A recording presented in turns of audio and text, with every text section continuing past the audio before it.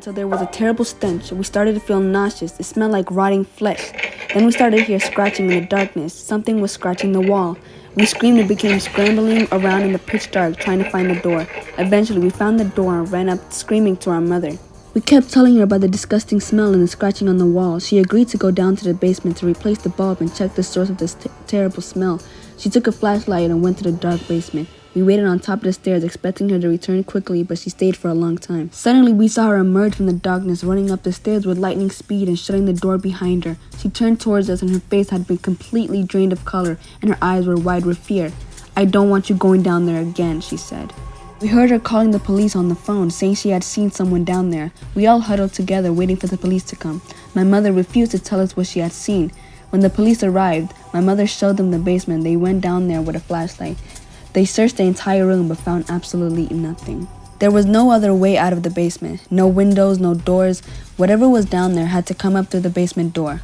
After the police left, my mother finally revealed what she had seen. She said that when she was changing the light bulb, she smelled the terrible stench. Then she started hearing scratches. She shone her flashlight around the room and then suddenly caught sight of something crouched between the washer and dryer. It was a man, crouched on all fours. His clothes were tattered, his hair wild and tangled. His face didn't look human. It was twisted in an expression of pure hatred. In that split second, he looked up at my mother and started crawling towards her, and then disappeared into a wall. She dropped the flashlight and ran. After that, we kept the door locked every night and slept in our parents' room. We cut our holiday short a few days later and drove home. Been around town and felt a chill down your spine. Here's a couple places near us with a spooky history. Old Post Chapel, found in Fort Myer, has been known to have reports of unexplained voices, footsteps, and locked doors being open. Many of the burials at the National Cemetery began in this old chapel. Elizabeth, a woman stationed there, said that many working dogs refused to go there at night. Another spooky place near us is Hallow House in Washington, D.C. It was built in 1787 and sold to Albert Clemens in the 1900s, who was a nephew of Mark Twain. The odd thing was that Albert Clemens believed that altering the house would extend his life, and so the house would change over the decades he owned it. One of the ghosts that is said to haunt this house is Benjamin Stoddard, the man who built it. Many ghosts of runaway slaves are also known to cry and moan throughout the halls. Welcome back to Today in History. I'm your host, Clayton Schneider. Today, we're talking about Halloween. Halloween originated with the ancient Celtic festival of Samhain, when people would light bonfires, carve gores with scary faces, and wear costumes to ward off evil spirits.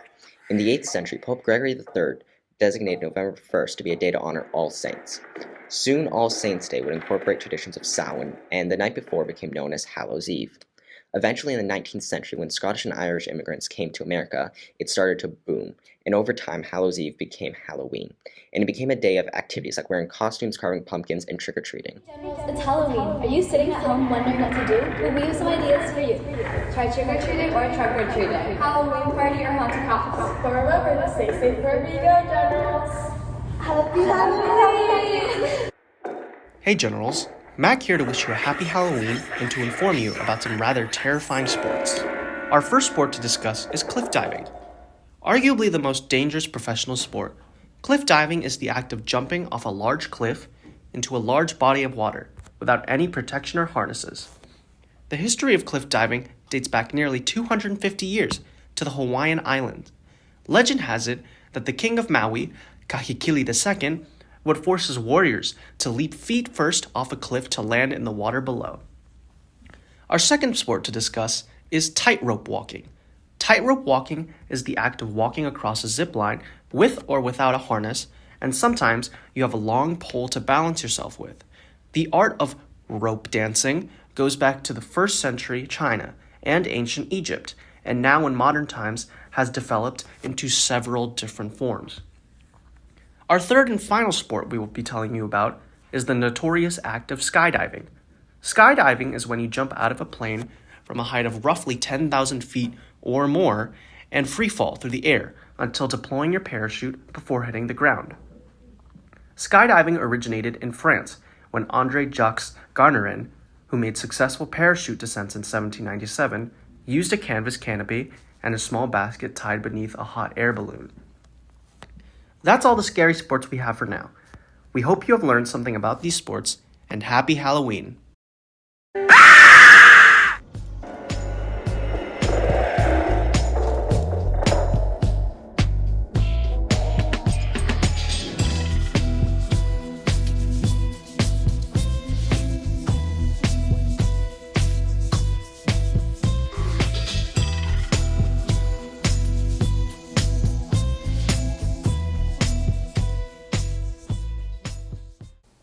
Good morning, Generals, and happy Halloween. We're your hosts, Trip and Sean, coming at you from GTV Film Corner, making sure to bring you our honest opinions on all the new releases and worthwhile films of the past. What better movie to cover during the spookiest season of the year than Halloween itself? But no, sadly not the iconic and influential 1978 Halloween. We're talking about the 13th installment in the mainline series starring Jamie Lee Curtis, this week's new release, Halloween Ends. And gosh, I sure hope it does. Coming only a year after the last release, Halloween Kills, which only builds to the sense of fatigue we felt within the theater, Ends finds itself succumbing to my particular pet peeve regarding the horror trope, poorly executed themes and undertones of trauma. Ends follows lead Jamie Lee Curtis attempting to complete her memoir on her experiences with her past dealings with series antagonist and everyone's favorite party crasher, Michael Myers. Interlaced throughout the film is a monologue in the form of new pages to her book which leave the viewer either laughing or cringing on their clichédness and predictability. To paint a full picture, the movie contains the line, in full earnest, "If I can't have her, no one can." Yikes.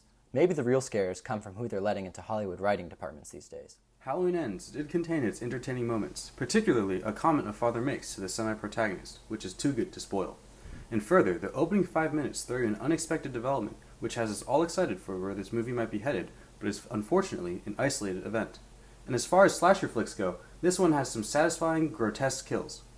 Debuting to scathing first-week reviews, Halloween Ends opens up with a semi-promising, if melodramatic, premise, but quickly lives up to the word on the street by lacking identity, cohesiveness, and departing entirely from nearly every aspect that made the originals so great.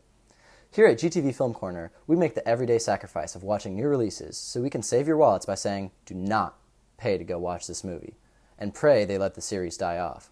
We're going to have to give this a deflated 3.5 out of 10. Thank you.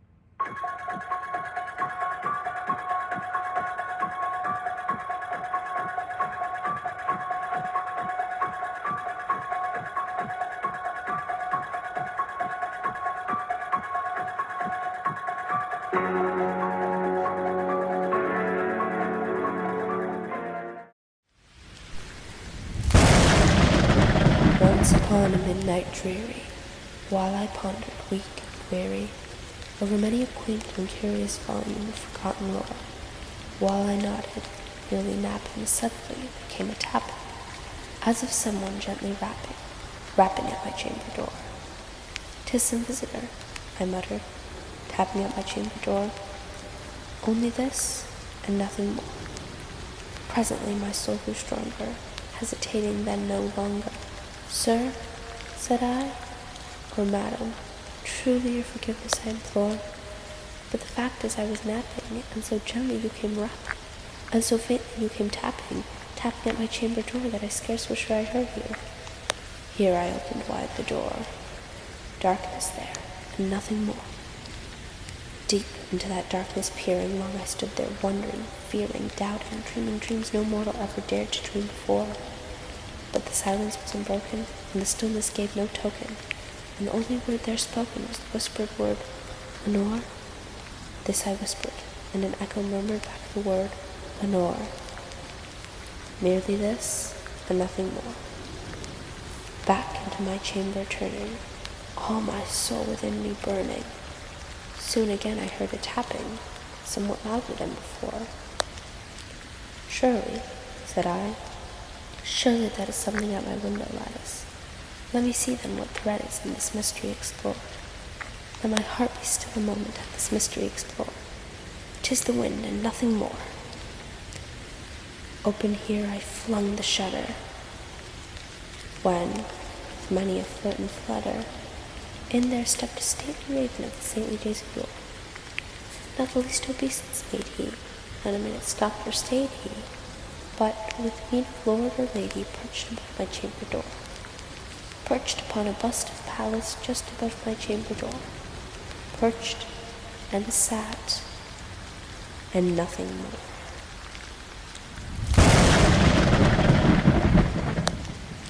And the raven, never flitting, still is sitting, on the pallid bust of Pallas just above my chamber door.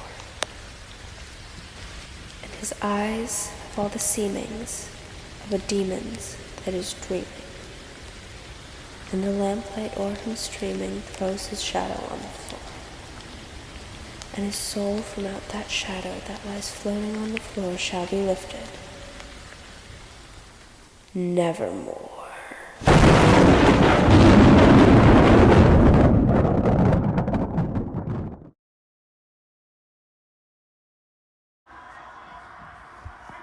Halloween spooks. There's a goblin at my window. A monster by my door. The pumpkin at my table keeps smiling more and more. There's a ghost who haunts my bedroom. A witch whose face is green. They used to be my family till they dressed for Halloween.